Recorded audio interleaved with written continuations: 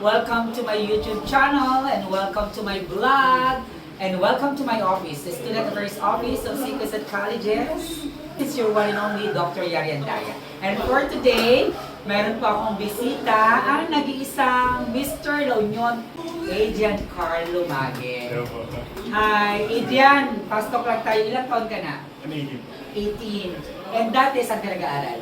Sa Nagilian High po. Nagilian National High School. How tall you are? I'm 6.12. I mean 6 flat po ngayon. 6 flat. So kung 18 ka, possible na tatangkad at tatangkad ka So, pa. mga 6'3 po siguro. And you know what? Yarinatics, the last competition na sinalihan kung saan siya nanalo ng Mr. La Union, I hosted the event. At grabe, sa dami-dami nila, sa dami-dami rin ng candidates na veterano pagdating sa male pageants, Diyos ko, ito nga niyupay o baguhan talaga nanalo ng pinakabata among the rest of the candidates. What's your secret? Ano yung edge mo sa kanila? Of course, yung point ng pagkabata, ginamit ko po yun. Kasi sinabi ko sa sarili ko na mas connected ako and mas malapit ako sa fellow youths ko. That way, parang nakita ko siyang parang opening to kind of like use it as a power din na parang inspire ko sila mga fellow na bata rin po na gustong mag-attend dito sa mga the rest of the grades ko or kahit anong grades ko nila na gusto i-achieve na parang I'm the walking parang proof na kaya nilang i-achieve na kahit anong bagay na gusto nila as early as possible. And now, I know that's the reason behind kung bakit ka nanalo. Well, anyway, Adrian, good luck sa upcoming na event mo sa pageant mo. Kailan?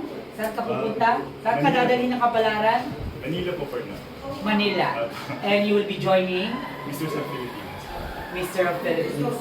Yes, grabe. So you're representing La Union. Yes po. And I know that the provincial government of La Union will definitely support you. And we will support you as well. Our prayers would be enough to support you.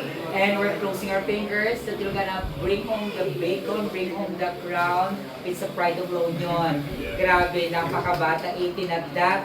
Diba? But he was able to achieve those limelight. Yung mga ganong achievements, minsan lang yan dumating. And I'm lucky kasi nakadalaw ka dito sa Seekers at College, diba? Hoping that you will be one of our distinguished panel judges soon kapag nagkaroon kami ng program dito. We will invite you. So again, invite them also to follow you or locate you sa yung social media accounts if meron. Yeah guys, so everyone na nanonood po nito, you can all follow me po sa Facebook po, Adrian Lumage, makikita po ng black po yung black and white po yung profile picture ko ron. And also, kung gusto nyo pong stay, like, i-join po yung journey ko po this Masters of Filipinas po, you can. Pwede nyo rin po follow yung Instagram ko po, which is Cartian po, makikita nyo rin po din naka-mention po sa Facebook ko po. And yun lang po. Misters of Philippines 2025 is none other than Adrian Lumage. Ayan. Thank you so much!